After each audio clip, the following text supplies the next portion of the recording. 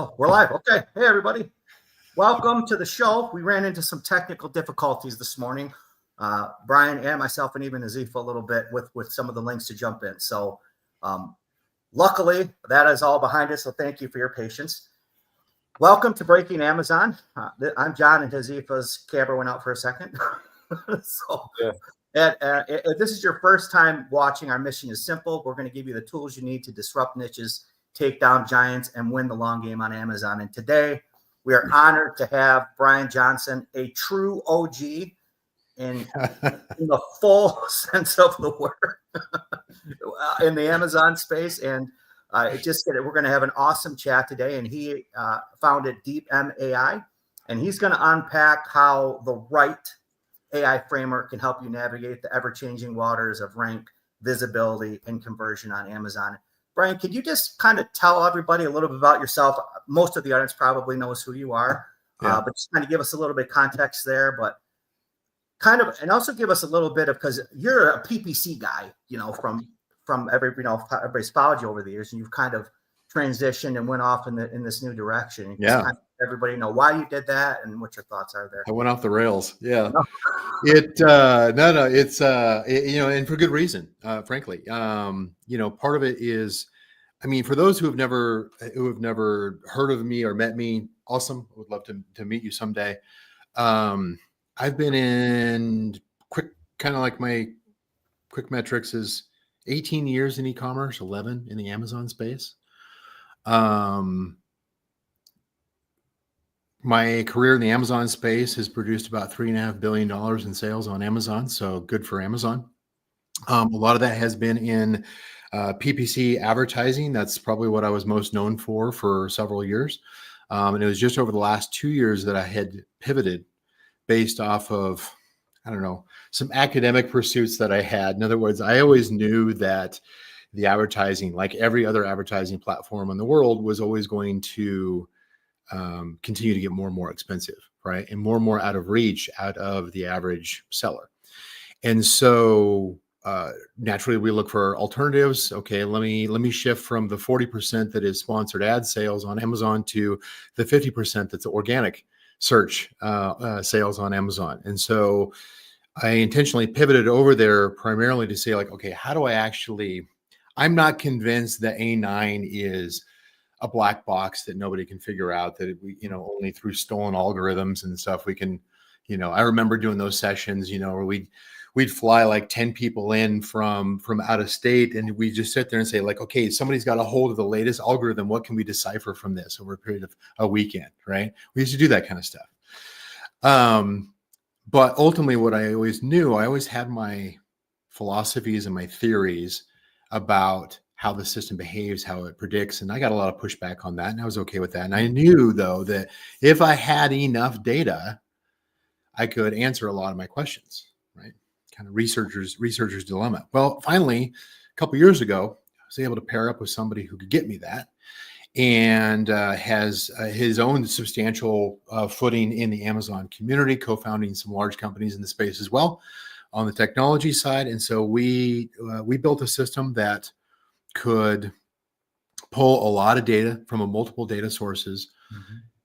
Ultimately, kind of the short version of that is we could, I know it's a strong claim, but we've reverse engineered most of how A9 sorts products on Amazon and came up with a whole signal stack methodology and a whole system to be able to predict ranking, observe what it takes, what exactly A9 wants, and how to manipulate that in order to beat competitors for ranking. And we got really good at it because we just got out of beta. We were in beta for 2 years.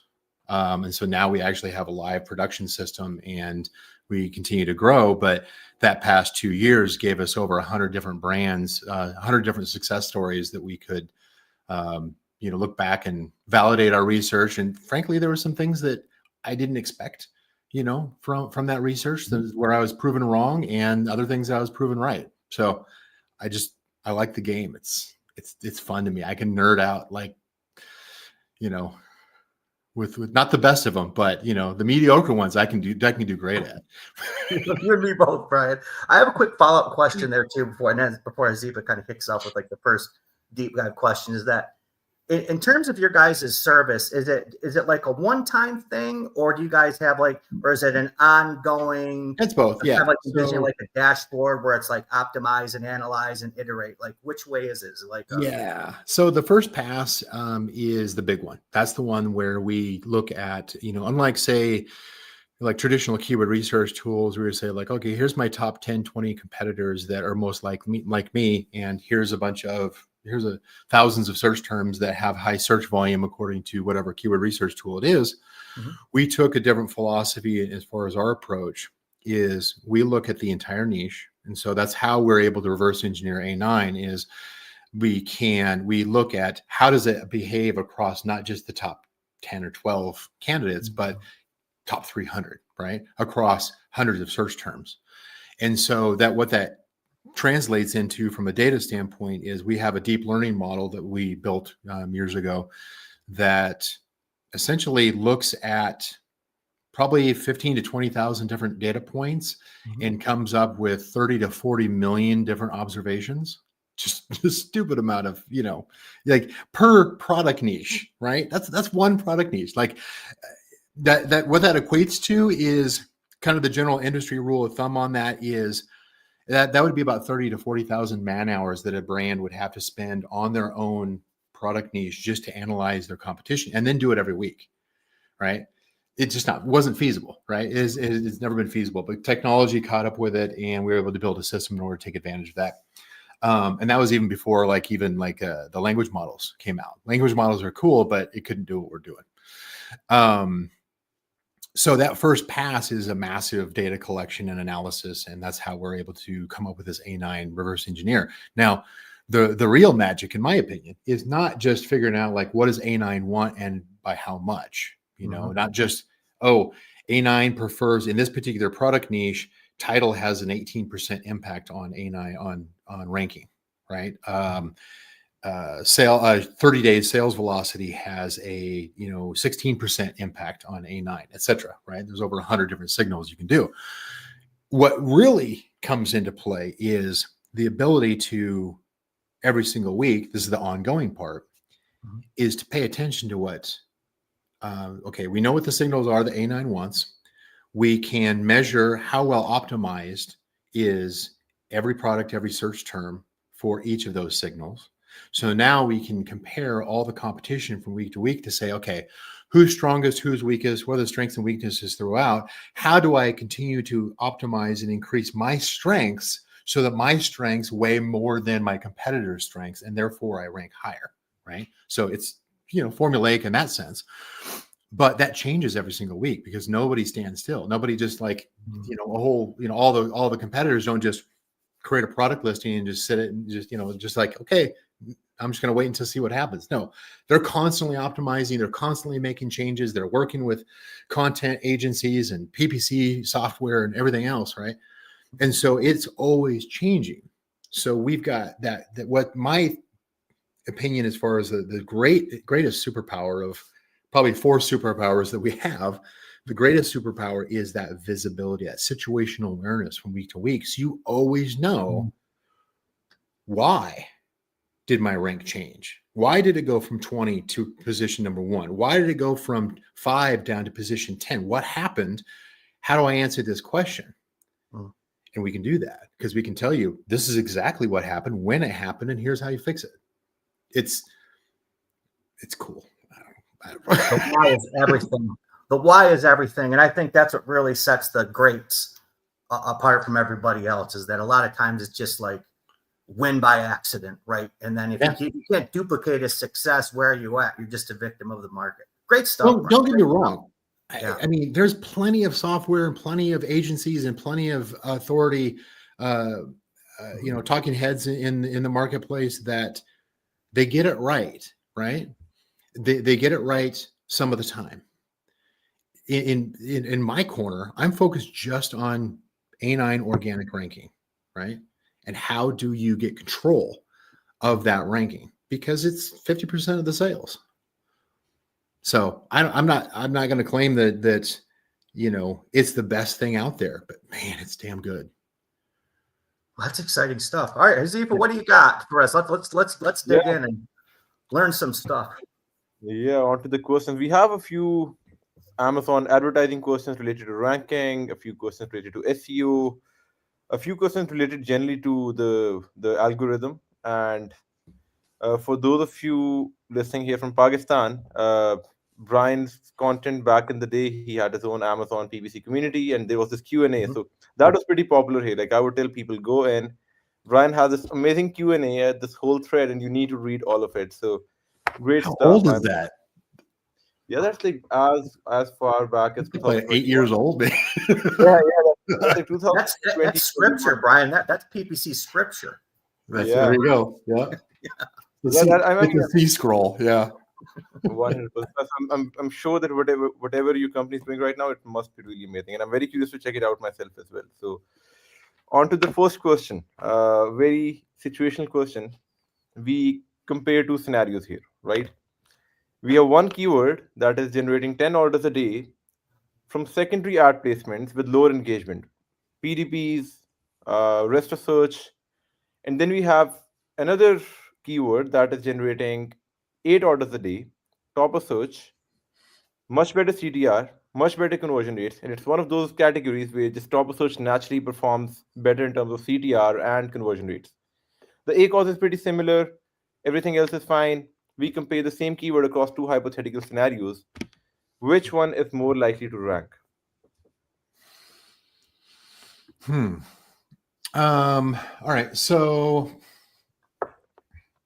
just kind of, I'm trying to think now as far as like going to, so you're saying as far as like one was 10 orders a day and then was 8 orders a day, right? Top of search, stronger click conversion.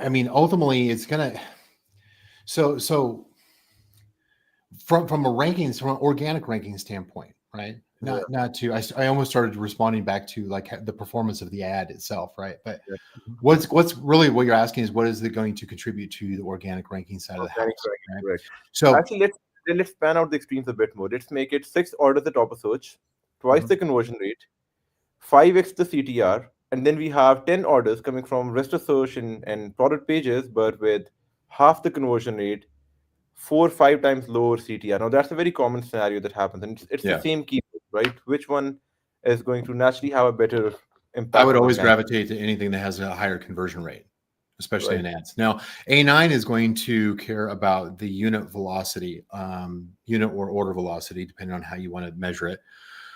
Those actually are measured differently from an A9 standpoint, but that's semantics there.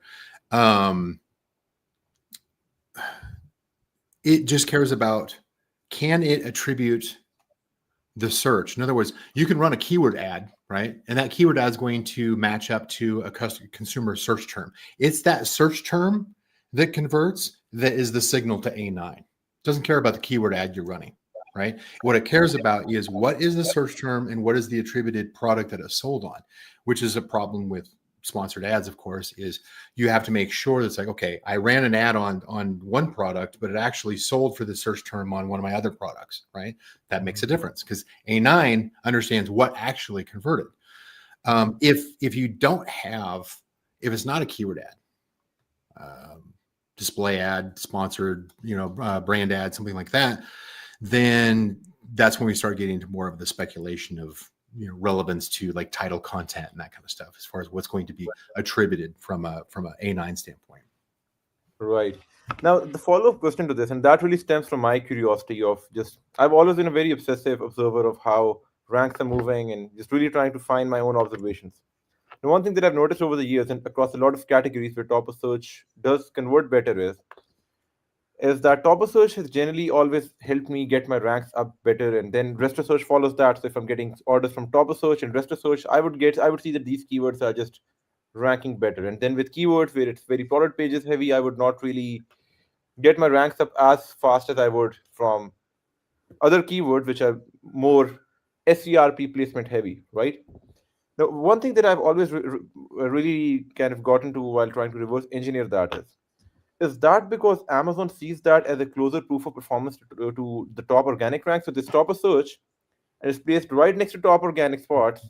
And there's perhaps no better proof on Amazon that this listing can also do well if it's organically ranked at the top, right? It's almost like if I'm picking a kid for a debate competition, I'm going to pick someone who's really fluent in speaking, not necessarily the best nerd in the class, right? Who gets the best Yeah. grades. So That's a good question. It's, ultimately what's going to be, it's, the argument as far as like, okay, is this suggesting that this product performs because it shows up well in advertising, right? And I would argue that the,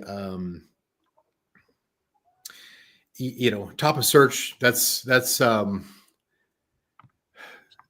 it doesn't have the direct impact on, yes, you're going to have more engagement, you're going to have more visibility, certainly, and that leads to a conversion, and it's the combination of those that's going to send signals to A9 for ranking.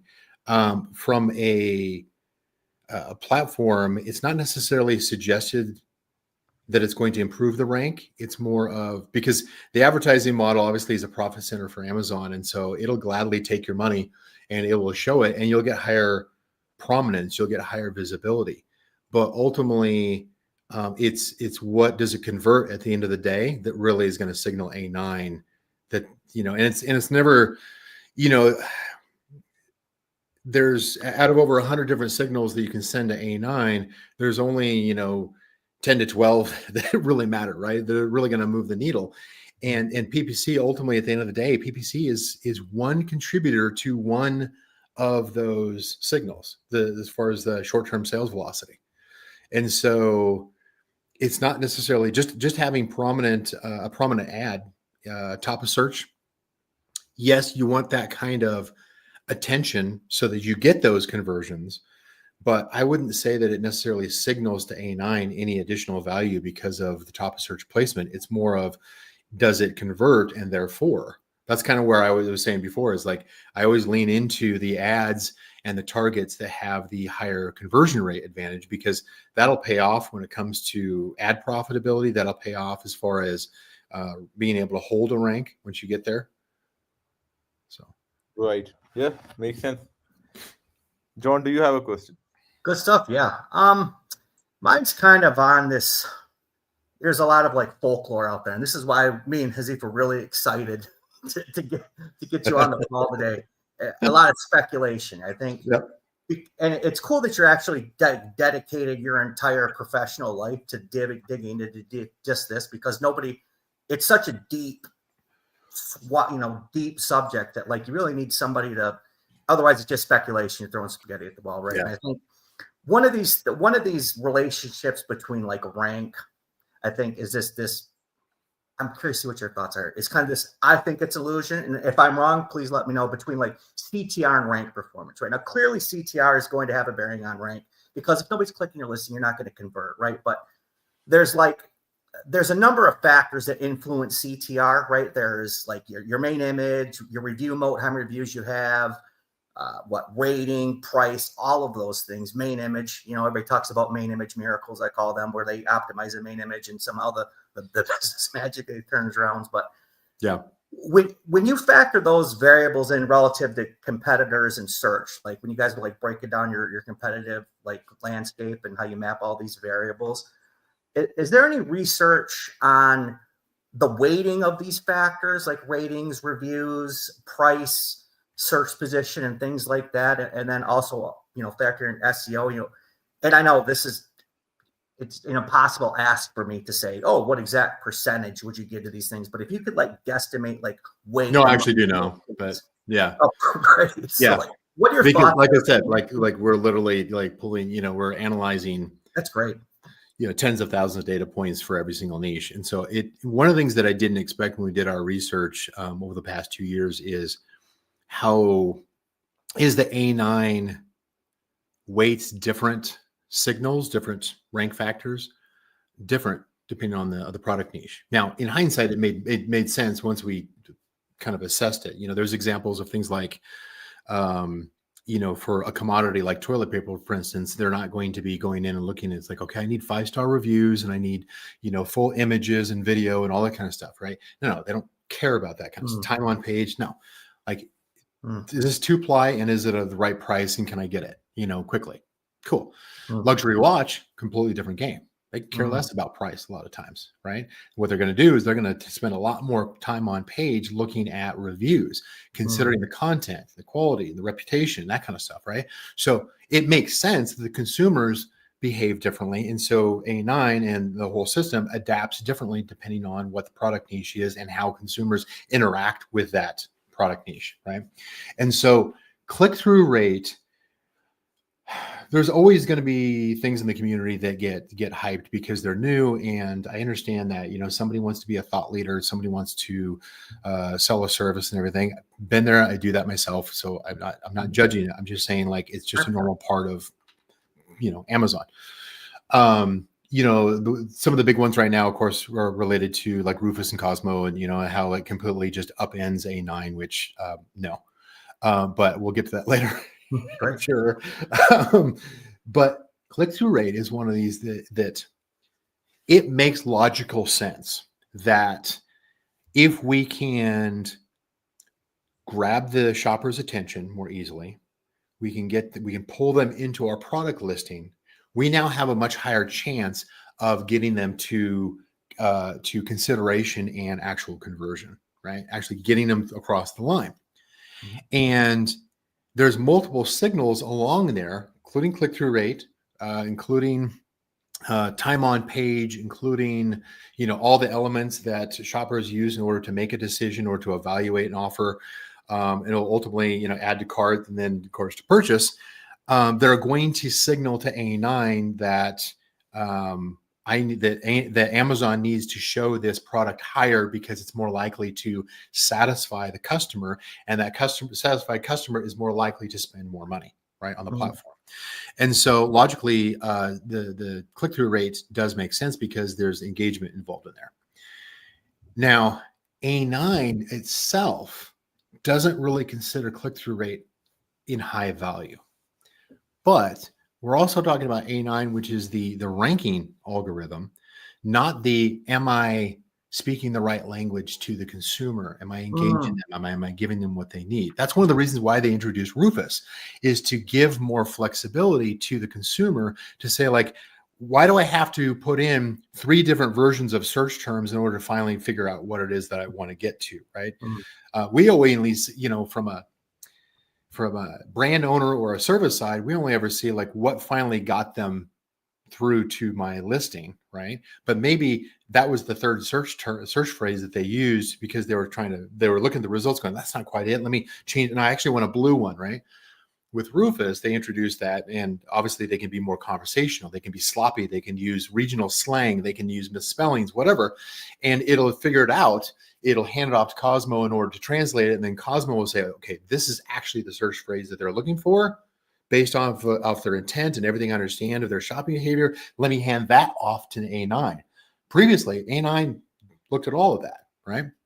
But it didn't do a great job of looking at things like, how engaged, where's the eye tracking for the shopper, on this particular product listing.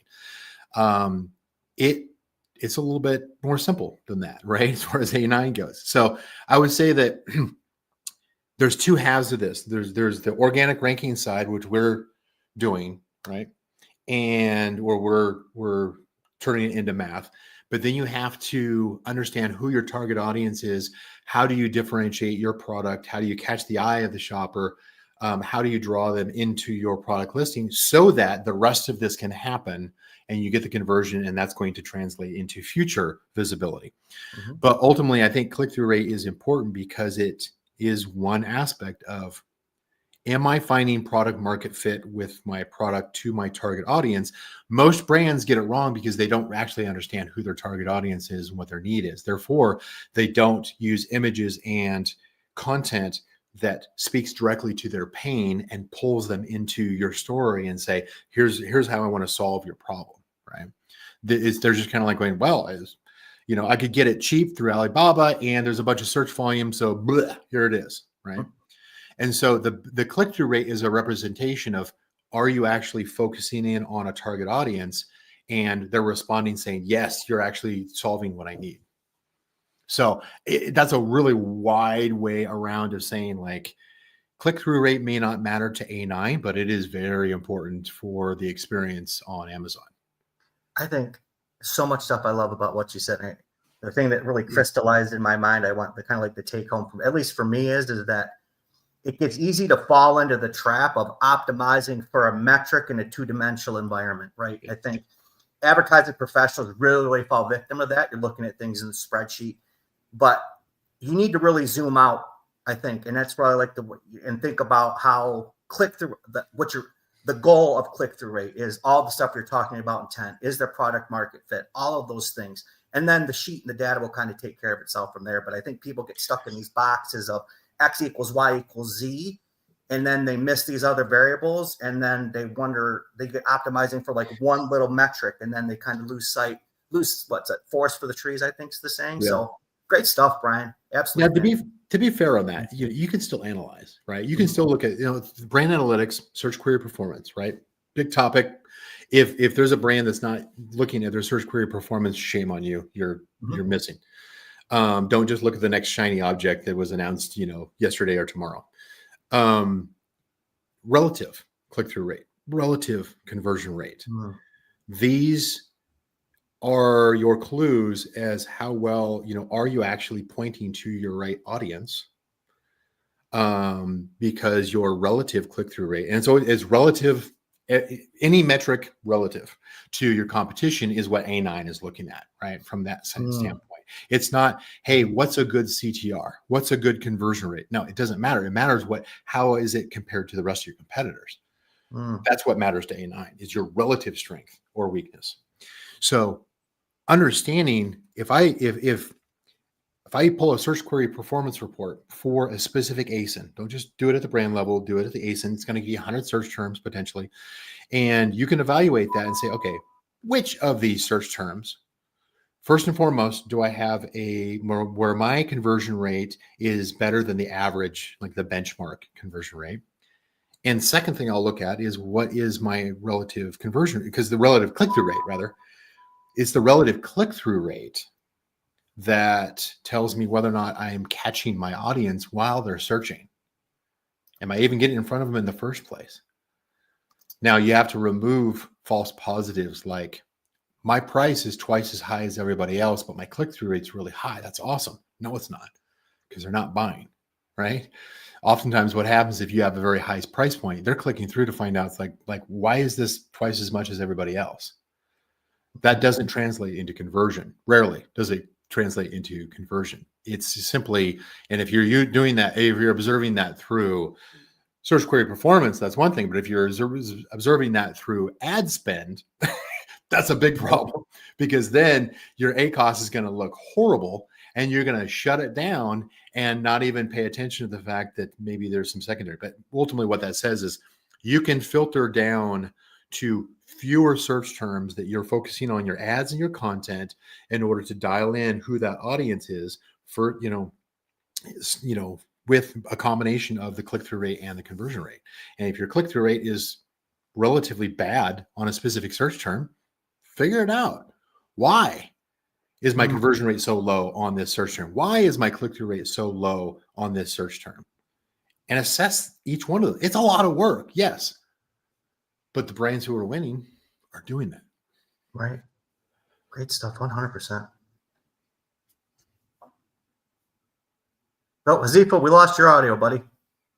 Oh, yeah. I was saying that with CTR, it's really funny, because what Brian is saying, it's also kind of funny how this all kind of tie into each other, right? So if you have a better CTR, that means you are likely to be able to spend more, or you are likely to be able to just get a better sales velocity, right? So like we just talked about, if you just really focus on one metric and you think that's all, you're really kind of factoring out its impact on other ranking metrics as well. Sales velocity, your just chances of getting more interest on your listing, right? It's in general. But yeah, on that, I will head over to another question, right? Which is, it's really funny, because I was actually noting down a point, which was, A better CTR also allows you to capture more of the impression. And there's brands that complain that, right, I am spending really good on this keyword, I'm converting, and my ranks are stuck. So I'll head over to a question that really stems out of the discussion we just had, which is we often see sellers and PPC managers run into the situation where they have a keyword that has a great conversion rate. They check SQP and they have a better conversion rate than the market. Their CTR is better than the market. They have a 15 to 20, 25% top of search impression share, and they're like, you know what, we're spending for a very fair part of the day. Uh, their budget runs all day, so they don't have any room to increase their budgets further. And at the same time, they are also mostly running sponsored products, really trying to maximize their chances of ranking. And the ranks are still stuck between 10 to 15. On paper, it seems like they're beating the market, but they have other keywords that are ranking in top 5, and then there's this keyword, it's indexed, they've done it all. It just doesn't move past 10 or 12. Right. What are they missing out on over here? That sounds to me like an overconfidence that I did everything right, which is a Right. common ailment. Call it rancosis. This is the assumption that I have all the information that I need, and therefore this information is good enough to tell me. And if I don't have the answer, it must be, some competitor who's doing black hat, or who knows, right? There's a number of excuses. It's the equivalent back in the day. People used to, when they kind of a morbid analogy here, I suppose, but when people die, they would just say like, oh, this, Joe died of old age, right? They didn't know. He died of something. I don't know what it is, right? Now it's a lot more specific, right? In the future, it'll even be more specific, right? The same thing kind of goes here, is not having enough information is, you can say like, well, my ad died, and therefore, my rank died or something like that. It's like, oh, it must have died of old age, right? It must have just run out of steam, right? But the reality is that most likely what has happened is there is from a ranking standpoint, there's, one of over 100 signals that A9 listens to. And like I said, probably 10 to 12 for each product niche that matter, that are weighted, that, price might only have like a, 6% impact on A9, title has a 20%, whatever. Mm-hmm. Sales velocity, which is one of these, and there's multiple signals regarding sales velocity, regarding number of units sold. PPC contributes to one of those. And so you could have an awesome performing PPC, but it may not be enough in order to tip the scale against whatever your competitors are doing as far as the velocity that they're sending to signals to A9, because they may have TikTok traffic, and they may be running, a lightning deal or a price promotion or a number of other things. They could have multiple ads that are hitting it from multiple angles, right? And so while we can do our best to maximize, I think you said, was it 15 to 25%? Yeah. On the impression share, the top of search impression share, I usually try to dial in somewhere in the 10 to 15%, but I think that's just my own personal practice on that.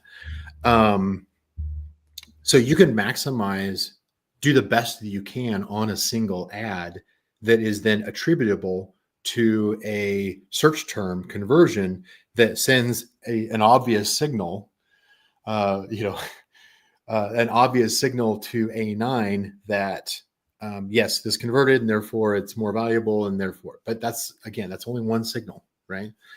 If you are weak relative to your competition on any other signal, then that's going to hold you back. That's going to create resistance for ranking higher. And that can change from week to week because competitors never sit still. They're always doing some kind of change, both good and bad. It can work in your favor or against you. But most likely, you're not reaching a tipping point. And it's not just velocity. Now, most of us have done some kind of a promotion. I'm still a strong believer in like search, find, buy promotions because it works really well, right? It still does.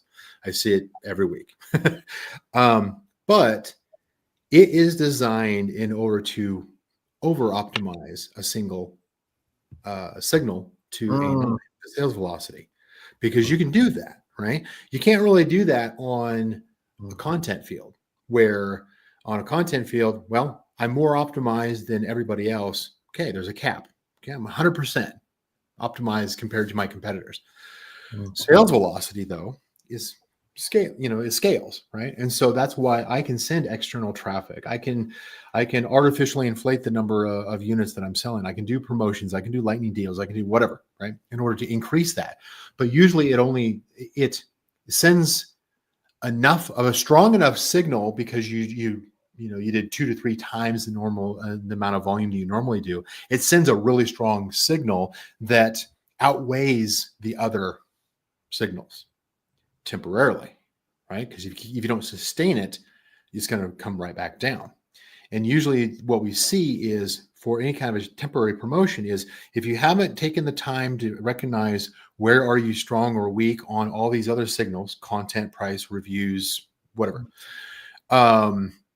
relative to your competition, if you didn't optimize those and make those better, you're going to settle right back down to where you were before, because that's where you belong. That's where you are optimized across all your signals.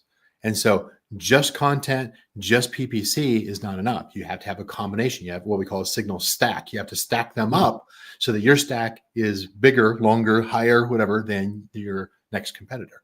So that's one of the main reasons why a product could be stuck at, position, find that they're at a ceiling between 10 and 15. Now, there are going to be those cases. I certainly have run into those where I want to be number one, but the distance between the number 2 player and the number 1 player is massive. Vast, right? Yeah. And you're like going, how are they getting, how is it that the average seller in this niche sells 1,000 units a month and they're selling 20,000 units a month? I'm like, what? Mostly because they've got brand recognition. They probably have some big influencers that are just flooding traffic. They're sending outside traffic, everything, right? So they are doing way more than they need to in order to beat everybody else. And that's why they're not going to budge. You're not going to unseat somebody who has this massive gap, right? But what we do see is clusters. You see this in advertising, you see this in organic ranking. You get clusters of competitors that are similarly optimized. Their ads are similarly optimized. Maybe they're all at the same bid. Maybe they're all at the same, top of search kind of percentage. Same thing goes with ranking. Maybe they're optimized across multiple signals about the same, and you get like 5 or 6 of them are just kind of like stuck together. Now, what that means is it creates a harder ceiling to punch through. But once you do, you jump like 5 or 6 spots instantly, right? Just by doing a little bit more than that batch. And so you've got to know, okay, what is that? What are they? How well are they optimized on the different signals? And usually the way that we've historically done that from an advertising standpoint is, well, let's bid a little bit more and see what happens. There's a whole lot of see what happens. Let's A/B split test our title and Amazon experiments. Okay, cool. We got a 1%, 0.1% increase in our conversion rate. Let's see what happens, right? There's a whole lot of let's wait and see. There's not a whole lot of prior to what we're doing, being able to measure ahead of time, where's everybody at, so that we know before we even start any optimization, before we start any ad spend, any promotion, we know whether or not it's feasible for us to beat competitors, and how many competitors can we easily beat in the first 4 weeks, let's say.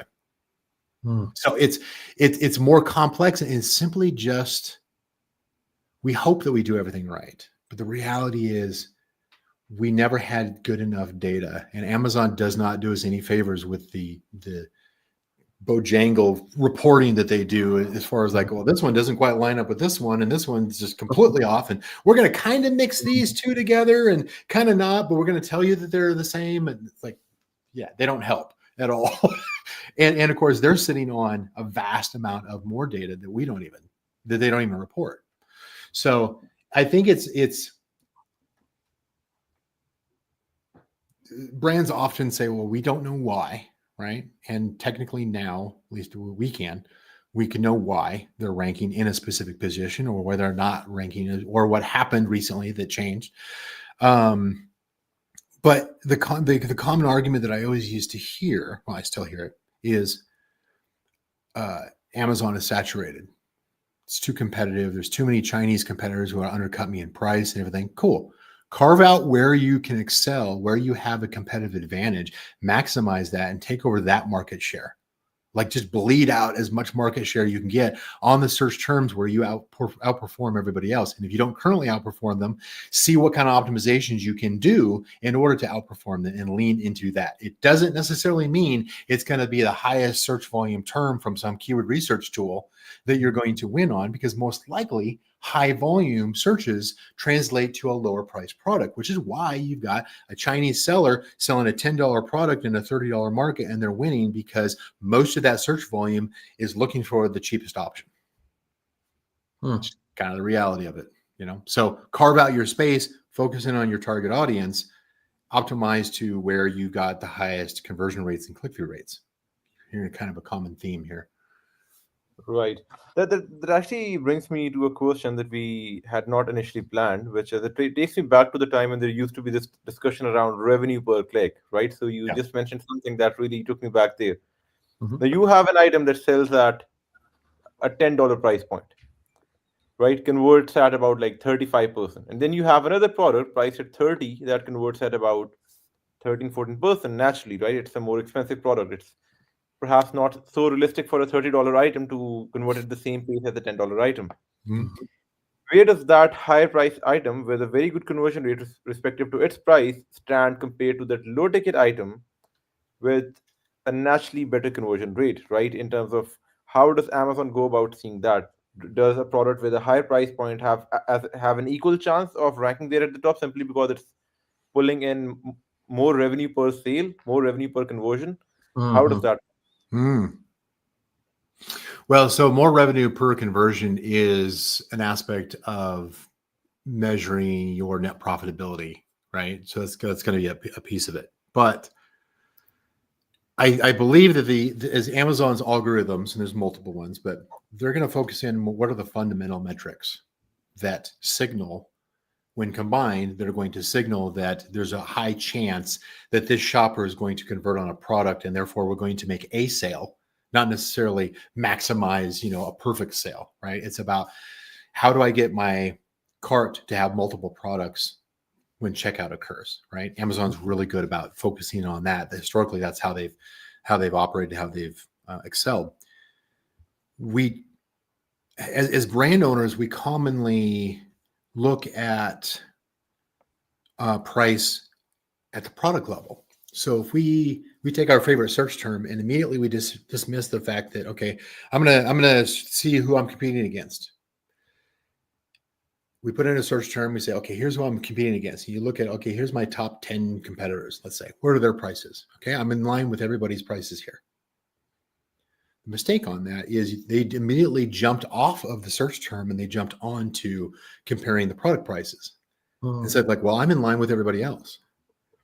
And they stop there and say, well, I'm competitively priced. No, you're not. Because if you go in and you look at each individual search term, the average selling price point is going to change. And if you're way out of alignment for that particular search term, your conversion rate probably sucks for that particular search term. Brand analytics is an example of one that it will show you that. Now, if you have a high enough conversion rate on that search term, that will offset not having a competitive price. Right, so you can get away with it. Right, there's some leeway in some of these metrics where you can get away with it. But ultimately, a common mistake that I see that brands make, where they think that they can compete. I want to compete for this particular search term. I want to rank number one. It's like, you got no business being on that one. So what are you talking about? It's completely irrelevant. Relevance is one aspect. You've got to have a relative conversion rate, relative click-through rate, relative price point that's going to line up. Otherwise, you're not going to compete with the top competitors who are competing at a price point half of yours, who are getting higher conversion rate because of that price point. And they're moving a lot more units simply because they're taking in less money on each transaction. So Amazon's going to look at the fundamentals of what leads to a sale, not necessarily. Now, logically, you and I would be like, shouldn't Amazon be focused on the total volume of sales? No, they're focused in on how do I get the consumer to keep coming back and to add in multiple items and just to be trained. Like I always go to Amazon and fill up my cart. That's one of the reasons why when you check out, they're constantly saying like, hey, what about Amazon Fresh? What about Amazon Fresh? We could have this, these avocados sent to you, with your order. Do you want to do that? They're trying to pull them away from grocery stores. They want loyalty and they want multiple items in the cart. And that's the foundation that they've evolved over, a couple of decades now. And it's worked really well for them. Great stuff. Right. Makes sense. So if I just try to conclude that, so what you're trying to say here is that if there's $100 item, $100 version of an item, and then there's another $20 version of the same item, right? Very different qualities, different segments within the same product market. On Amazon, the $20 product version is always going to have a much better chance at ranking, even if the $100 item is performing really good for its own price point. Simply because Amazon wants customers to go in and buy that product more than it cares about the $100 that they're buying per sale, right? I can agree with you on that, but I would say what's more important here is your $100 item has a different target audience than the $20 item. And recognizing that they may be using the same search volume, but if 90% of a high search volume term is used by the wrong audience, you're wasting a lot of visibility and a lot of ad clicks trying to capture that 10%. Now, is that a complete waste? No, because if I can get, 10% of this large search volume, then I'm going to be making a bunch of sales and I'm going to be happy about it. But am I actually focusing my listing and my promotion and my efforts towards my target audience? No. You're doing impulse shopping. You're catching a piece of it. When really what you could be doing is, how do I own a higher market share on an individual search term that is more like my target audience based off of what I know? And that's going to be, they're willing to pay a higher price point on average on these specific search terms. So instead of just trying to shotgun and say, I want the high volume search terms that keyword research tell me, I'm going to narrow in to a tighter audience using fewer search terms that are more in line with my price point. And I'm going to own more market share on those because I'm going to outperform all my competitors for that target audience. It's the same thing that we would do when we're considering like, oh, I'm in the US marketplace. Should I go to Canada, right? Should I expand out to Canada? And somebody says, well, no, Canada's only got 5%, of the sales that US has, right? But then the argument would always play is, well, how many people are competing? Well, there's only four sellers up in Canada on this one. Therefore, I can probably get at least 25% market share. That's way more than 5% of what I'm doing in the US. That's like, 30% of what I'm doing in the US because I own a much bigger market share among a tighter audience. Same concept. But it requires work because you've got to actually go in there and look at it. You can't just go like, oh, I set up a listing. Okay, now what do I do? You got to study the market. You got to understand who your target audience is. Yeah, great point. John, do you have a question? Yeah, this is a bit of a curveball, Brian, but I think it's something that it actually hit me before the call. And I was like, this is a tremendous opportunity for me to bounce this off from a true expert on this. And so we were blessed enough to have a data set to really give me like a clear view of an anomaly, kind of like a black swan event. And kind of work backwards for there. So I'm going to kind of loop my way into it, and you'll see where I'm going in a second. So Amazon has this child ASIN analysis widget. Like if you go into business reports, you can click into it, right? And what it allows you to do is it allows you to see how that ASIN performs against different cohorts, right? So I believe there's like a 75th percentile, 50th percentile, 25th percentile in the top 10. And kind of how this all feeds into it. One of our clients has been doing an aggressive influencer push and struck paid her, right? And she's like, this woman is just a power, like she's just like absolute beast. And trying to unpack what happened and why all these things happened in rank and why things went so nuclear, I ended up kind of pulling into that report and looking at things. And this is like a mid-tier ASIN in their catalog. It's 3x in sales. It's maintained that run rate. But what really jumped out to me as looking through the data is that it jumped into the top 10 percentile. And then for a 3 to 5 day range, it outperformed the top 10. And then it's been able to hold in that percentile. And I kind of zoomed back out of it and went, typically when I've thought about like incremental rank, I was thinking it's like you look about who's above and below you, and then you're looking at the market.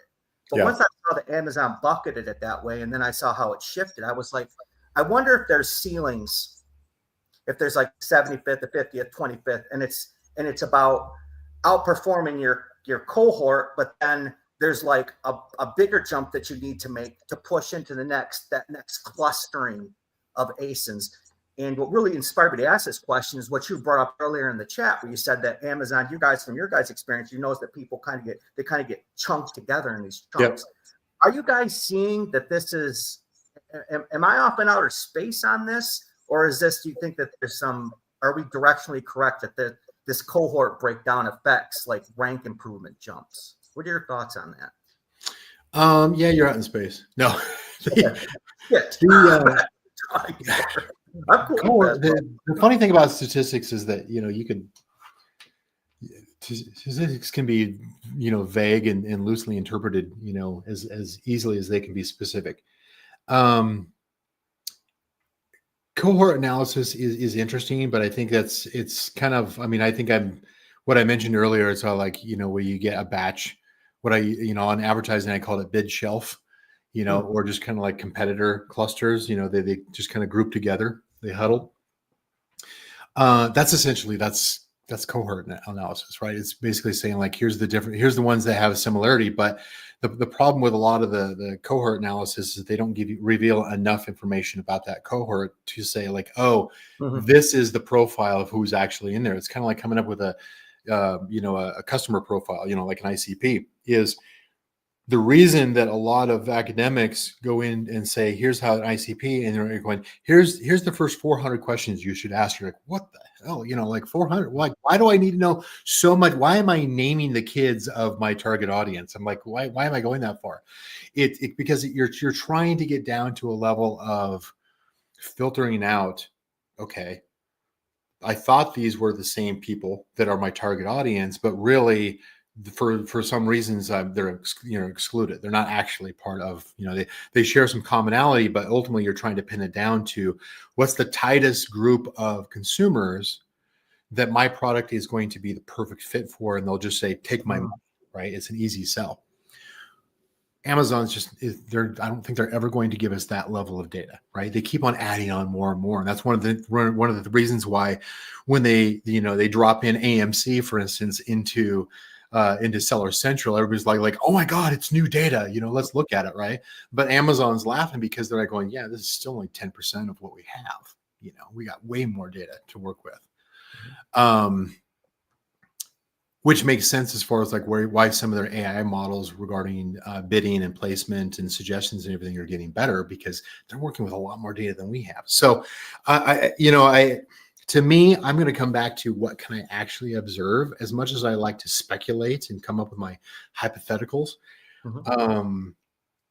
ultimately, if I can never prove it, it doesn't have much value. So I kind of look back to what metrics can I actually lean into. And if that turns out that I can observe it also through cohort analysis, cool. All right, I did something right there. I don't know if that answers your question. No, it does. It was great. It was great because it zoomed me back out and you get locked into these things. But what is the nature of the cohort that you're swimming in, right? I think that was a really, really good insight there. It was good for me. Yeah, there's enough data for you to narrow in who that is. And you could certainly use things like language models in order to study things like chatter on social media channels to see how are people talking, who are part of your target audience or who are talking about things related to your product, just to kind of see what terminology they're using. That's one of the reasons why things like Rufus is a good advantage, because there's so many cultural and language differences in regional terminology and things that they heard from somebody else. Some influencer called it this thing, right? That's one of the superpowers of influencers is I remember this back in the day of a specific example, and it was like a Dr. Oz or something like that. And they were talking about nootropics, right? Brain drugs, right? And they called it something like a brain supplement or brain accelerator. In other words, they called it something specifically, and they stuck to that terminology again and again and again. The reason they do that, they don't say nootropics, they say, brain magic, or, brain, it's not a brand name, but they call it like a generic name, but it's their generic name that they came up with, is primarily because their audience, which could be in the millions, say like, Dr. Oz is the only one talking about this new thing. Nobody else is talking about it. No, nobody else is using that specific terminology. And so the same kind of concept occurs in that they may pull in this custom terminology, or they may have heard a technical term for this specific ingredient inside of this supplement, or some regional term of this is what we call this, mousetrap. They call it this thing here, but over here they call it something different. A9 wasn't really good about that. And so you had to craft your search term and try to click through and figure out what it was. Where Rufus comes into play is that it can interpret a much wider cultural separation and allow people to have conversations and use terminology that's non-standard. And it'll say like, okay, I get it. I understand. I understand what you're going after. Let me hand this off to Cosmo. Cosmo says like, oh, okay, I can actually match up what this intent is with what search terminology the A9 is going to understand, which is more of the traditional keyword-based search terminology, and then it hands it off to A9. And A9 is still operating off the same model. It hasn't changed. It just is getting more qualified search terms where shoppers only have to search once instead of 3 times in order to find what they're looking for. So that's where the power of things like Rufus and Cosmo come into play, because it does a better conversational job of interpreting what the shopper actually wants before handing it to A9, but you're still optimizing for A9. I never looked at it that was a really good kind of like nugget for me, where if a customer, because you do this, we do this stuff when we're in our day-to-day, but we don't necessarily analyze what we're doing all the time. And the fact that if somebody types in a search term and immediately realizes that grouping of listing is not what they want, and then they search for something else, like that, to me, would be a very potent signal to the algorithm that the product mix on that page is not right. And so it would tune for that. Such a great call out there. I never thought about that before. Yeah, there's still a whole lot to unpack as far as how do you optimize for Rufus so that Rufus matches it. Technically it's Cosmo that is matching up the product listings to the intent, and then Rufus is translating whatever language is being used over to that intent. So it's a mix of these models. So there's still ways in order to get more attention and more visibility, including ads, to show up in that first conversation. It's not just keyword based there, but at the same time, when it comes to ranking, it's still using the same system it always has, just from a raw optimization standpoint. Great stuff. I think we got time for one more, Hazifa. What do you got? Yeah. Have we talked about SEO yet? I don't think we have. I think we need to squeeze in an SEO question. Yeah, so on SEO, now there's been a lot of talk around SEO and how it's been changing on Amazon. Amazon updates the title policy guidelines. You go a year or 2 back, there's absolute clarity on how to write title. People are using data dive, they're putting in keywords, make sure they have low title density. Competitors don't have it in the titles. Just make sure it doesn't look too stuffed, as long as you can really write it clean and insert some nice pages in there and make it look nice, and don't really worry about stuffing it with keywords. And you would do that and you would have your listings rank. Then 2025 comes in, and certainly there's all sorts of confusion around how to write titles. Someone's saying go in and make it super, super, super semantic, right? There, just break it down into those single root words. Don't write exact keywords. Amazon's like, repeat a keyword more than twice. So with all of that, and with Rufus coming in, and with all the changes happening at the back end, and with Amazon being super aggressive on adopting AI, how do you see title optimization changing? In terms of just is keyword density still as dominant as it used to be? Is it going to be as dominant? Where is it exactly going, and how do sellers ensure that they can really transition through this entire period really successfully, and not get left behind at any period, right? Because the changes week to week, right? So That's a good question. Yeah, because I would say as it, a lot of people think that the algorithms and especially A9 change all the time. They really don't. It's very rare that it ever changes. Frankly, it's some of the interpretation and some of the conditions that change that people, frankly, they want the algorithm to change because then they can have an excuse. Things like, well, the algorithm changed and I don't have any power over that. And I'll call BS on that, So optimization is one of those things. When it comes to SEO, now I don't claim to be an SEO expert. There's somebody who could, walk all over me, right? And I welcome them to come and educate me. The way that we look at SEO is there's a lot of elements that are used in order to beat a competitor and their optimization. Ultimately, that's what you're trying to do. You're not trying to, craft a perfect title, let's say, that meets Amazon's requirements. You're trying to meet the minimum requirements that Amazon wants to see that catches relevance and everything. But really, all you're doing is you're just trying to beat your competitors for the specific search terms that you're going after. This is kind of where there's a common practice of like, okay, let's take a cluster of high volume search terms and we'll just blend them together and we'll put that in the title and that'll get you visibility. But that visibility is a false positive because the high visibility, as we talked about before, as far as, clusters and cohorts and price bands and relative conversion rates and click-through rates and everything, high volume search gets you the attention. It may even get you ranking. It doesn't mean you're going to convert. I've seen products that are in, position 5 that, that moved up from position 10 to position 5 that didn't increase their actual organic sales because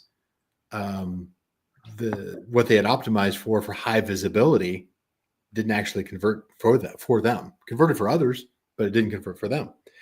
So when it comes to things like SEO, there's concepts like keyword density. How many words are there total in the title? How many of your words that you're trying to focus in on make up that percentage of the total, right? And more or less, ideally, the more focused you are on your specific phrase or a set of words, the higher density that you would have, right? And that's kind of where the idea where there's an advantage to having a short title because you're increasing your density. That's one aspect of SEO, kind of like the 100 rank signals. That's one aspect. Because there's also things like sequence as far as, okay, if I have a cluster of similar search terms, if it's, so what's an example? Blue car seat, right? There's going to be blue car seat. There's going to be car seat blue. There's going to be, right? So there's different orders, different sequence, broad match, right? So this sequence is more about the phrase match or the exact match as people like to refer it. Is it in the specific sequence of the search term that you're trying to rank for, right? And usually it's not a luxury where we can say, well, if I'm only going after one search term, I'm going to put that search phrase into the title and nothing else, and I'll be perfectly optimized from an SEO standpoint because I've got no other words. I'm focused specifically on that one sequence of words. All the words are together, so the proximity, which is an SEO aspect, how close the words are to each other, versus having other words in between, that's proximity. And you get things like placement, which is where in the title, where in the content field is it positioned? Is it the first thing that shows up in the title? Because you've got competitors who are going after a search phrase that you want, and they put it right in the front of their title. They don't even have their brand name on there. It's the front of the title. they've maximized sequence, placement, or position, depending on what you want. Maybe not density, but they're nailing 3 other aspects: sequence, proximity, placement, right? But maybe not density. And so they are going to they're going to send a stronger signal that they're highly focused on that one search term for that one content field to A9. And therefore, they're more likely to rank higher for you if if they've got other things that are lined up with that. They've got some velocity, they're actually converting on that search term. So there's other things that obviously there's no one magic bullet. But the challenge on that is, this is us thinking of it from a mechanical, mathematical standpoint, where like, I just want the metrics to tell me what to do. The problem with that is your title, your content.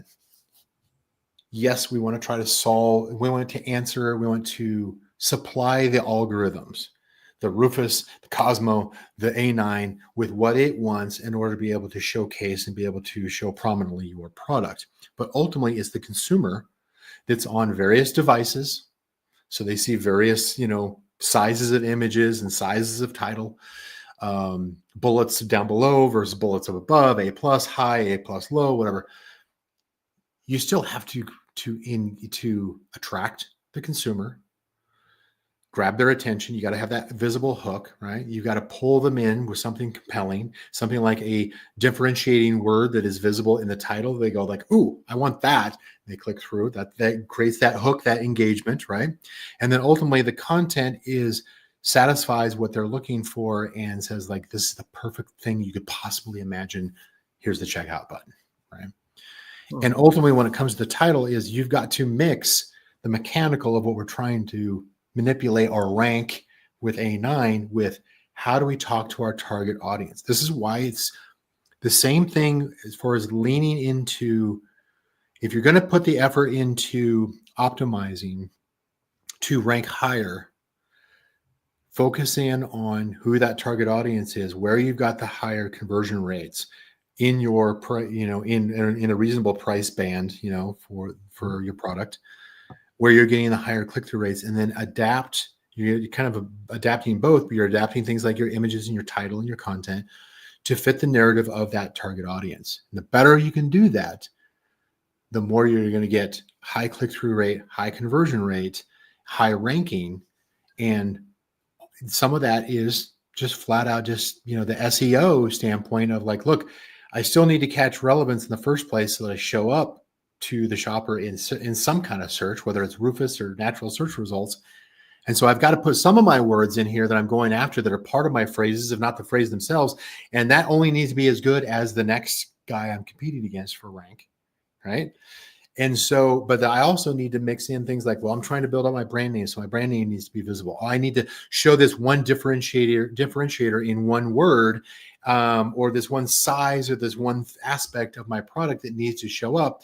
And Amazon, of course, they can say like, well, okay, you have a 200 character title, but we're only going to show 80 of that in most cases. So now you're saying, okay, what's actually visible that's going to create that hook in the first 80 characters?